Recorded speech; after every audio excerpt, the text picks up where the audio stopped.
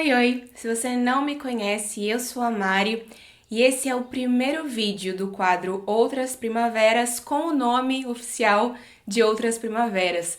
Então, ao longo de 2020, eu comecei a revisitar alguns álbuns antigos, analisando, fazendo um faixa a faixa, trazendo curiosidades e informações. E aí eu decidi que eu queria continuar fazendo isso em 2021 e mais pra frente também, ao longo dos anos, mas que eu queria dar um nome pra esse quadro aqui no canal. E aí, junto com meu amigo Jean, maravilhoso, que é um dos organizadores do podcast Farofa Conceito, onde eles também falam sobre música pop, ele sugeriu esse nome porque é uma brincadeira com eras musicais e primaveras, e eu fiquei bastante feliz com esse nome, espero que vocês tenham gostado também.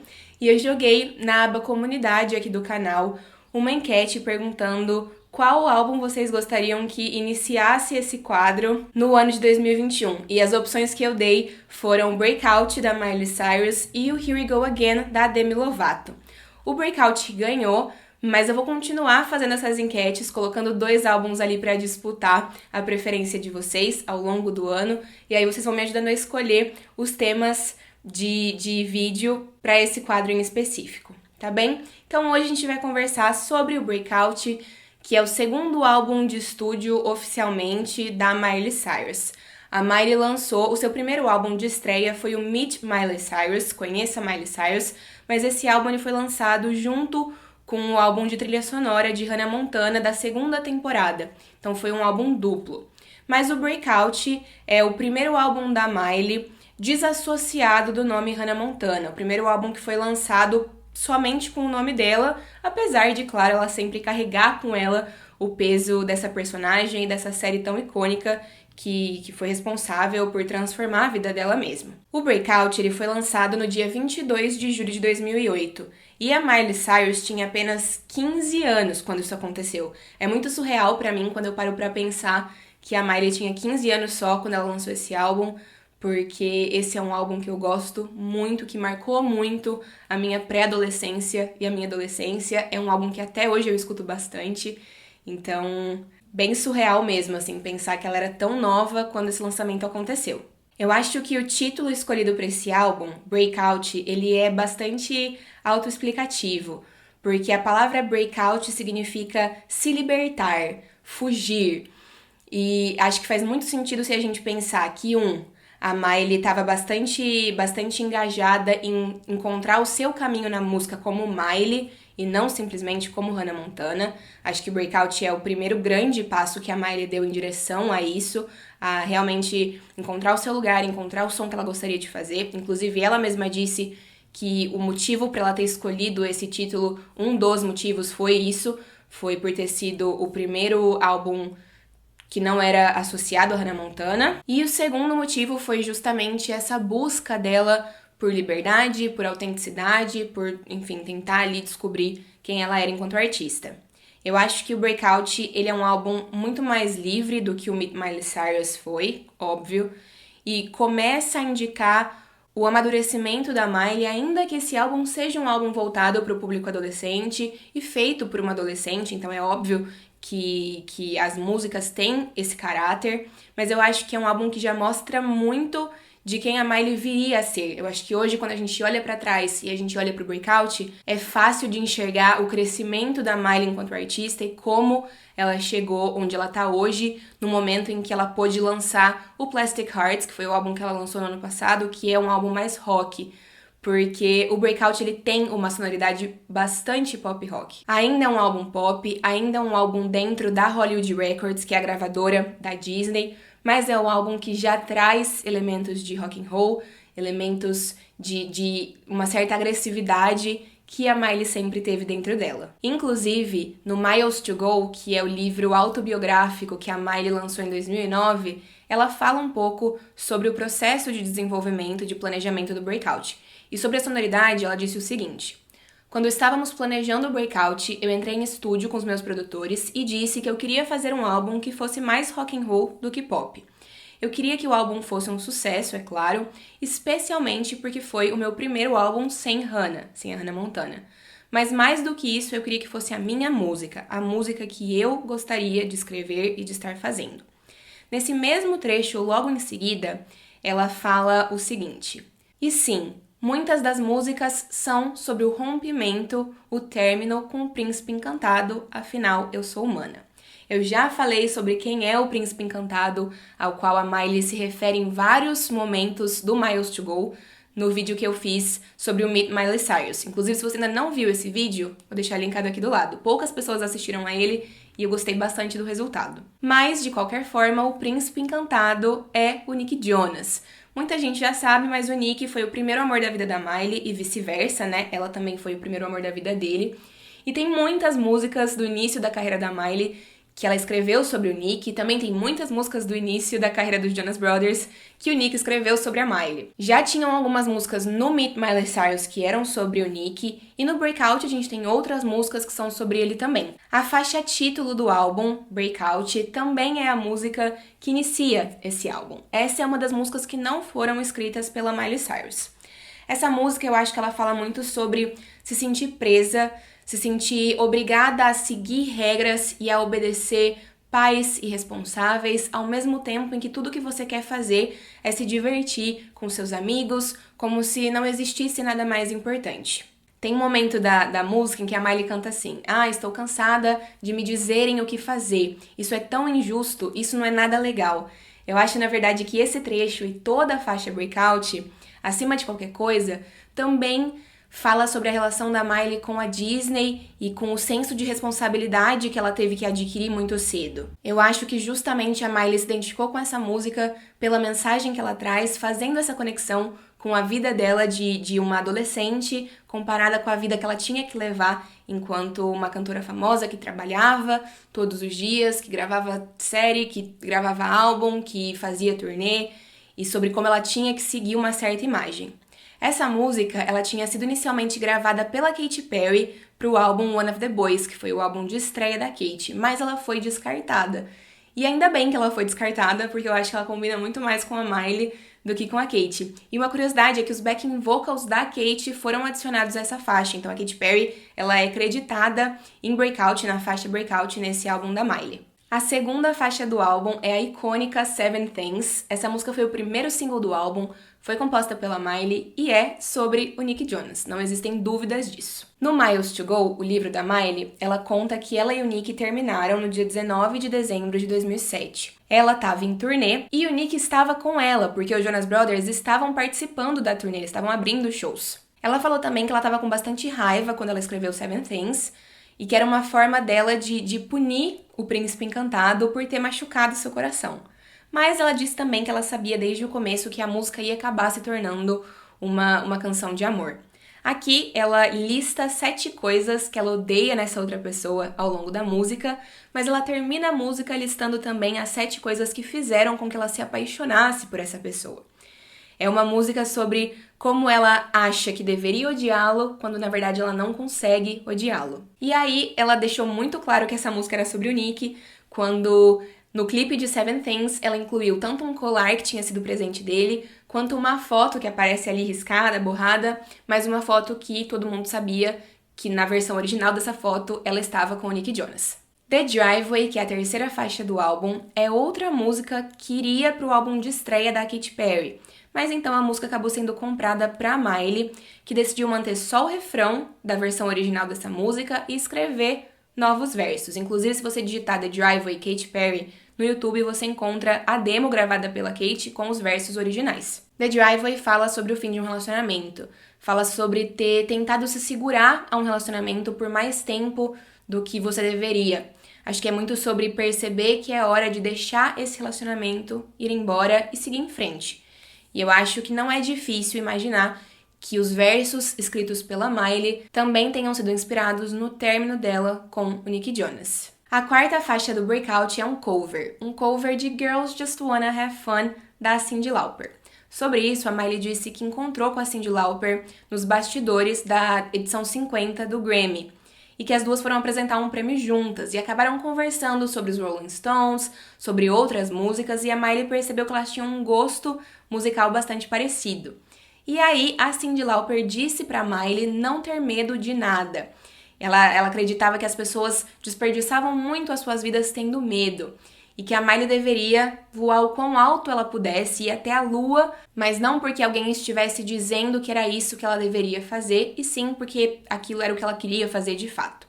E a Miley achou isso tão legal da parte da Cyndi Lauper que decidiu adicionar esse cover no seu segundo álbum. Eu acho que essa música tem tudo a ver com a Miley. É uma música sobre empoderamento feminino, de certa forma. É uma música sobre se divertir sendo uma mulher, sobre não se importar com as amarras da sociedade, do patriarcado, sobre não se importar com opiniões de outras pessoas. E além disso, a Cyndi Lauper é uma lenda do rock, né? E o rock sempre foi parte da formação musical da Miley, então eu acho que faz todo sentido. Já Full Circle é a minha música favorita desse álbum, sempre foi, desde o lançamento lá em 2008. Aqui a Miley canta sobre um relacionamento que você até tenta superar, do qual você até tenta fugir, mas você acaba sempre voltando pra ele, sempre voltando pra essa pessoa, porque no fundo você acredita que vocês dois foram feitos pra ficarem juntos. Você fica correndo em círculos, o tempo todo andando em círculos e voltando para o mesmo lugar. Em 2010, no Rock in Rio de Lisboa, a Miley admitiu com todas as letras que essa música era sobre o Nick Jonas. Ela falou algo mais ou menos assim: essa próxima música é sobre duas pessoas que acabam sempre voltando uma para outra, independente do que outras pessoas estejam dizendo, independente também de pessoas más que tentam separá-las. É uma história pessoal, essa que eu tô contando nessa música, ela disse. Surpresa, surpresa, é sobre um irmão Jonas. It's about a Jonas Brother. Ela fala literalmente isso. Já a faixa número 6, Fly on the Wall, foi o segundo single do álbum. No clipe dessa música, o namorado/encontro ali da Miley se transforma num paparazzi e começa a persegui-la. E acho que a música fala exatamente sobre isso, sobre pessoas que se aproximam da Miley por interesse, porque querem se aproveitar da fama dela, porque querem descobrir os segredos e as fofocas que existem sobre ela. E eu acho que essa é uma das músicas mais perspicazes da carreira da Miley. Eu acho que faz muito sentido. E eu acho que essa música funciona também como uma super crítica ao universo da fama, às revistas de fofoca, aos paparazzis e ao público também, que acaba consumindo tudo isso, né, essas fofocas, esses rumores, tão avidamente como a gente sempre fez e vai continuar fazendo. A sétima faixa é Bottom of the Ocean, e essa música foi escrita antes da Miley receber a chamada final para fazer Hannah Montana. A inspiração que deu início ao processo de composição dessa música, de acordo com a Miley, foi a morte dos peixes que ela tinha quando pequena, que se chamavam Lyric e Melody, de letra e melodia mesmo.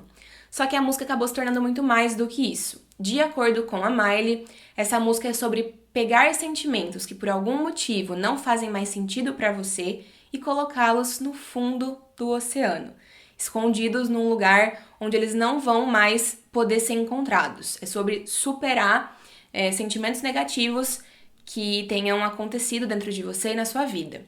E ela mesma estava passando por momentos complicados quando ela escreveu essa música, porque na escola ela não tinha muitos amigos, ela sofria bastante com o bullying, então ela decidiu fazer exatamente o que a música dizia.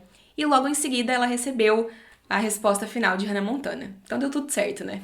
Wake Up America é a oitava faixa do álbum e nela a Miley fala sobre cuidar do seu país e do meio ambiente. Acho que aqui ela usa muito a sua voz e o seu sucesso para tentar influenciar crianças e adolescentes ao redor do mundo a pensarem no futuro e a cuidarem melhor dos lugares em que elas vivem e frequentam. A nona faixa é mais um cover. Dessa vez a Miley faz um cover de uma música da cantora Cheyenne Kimball.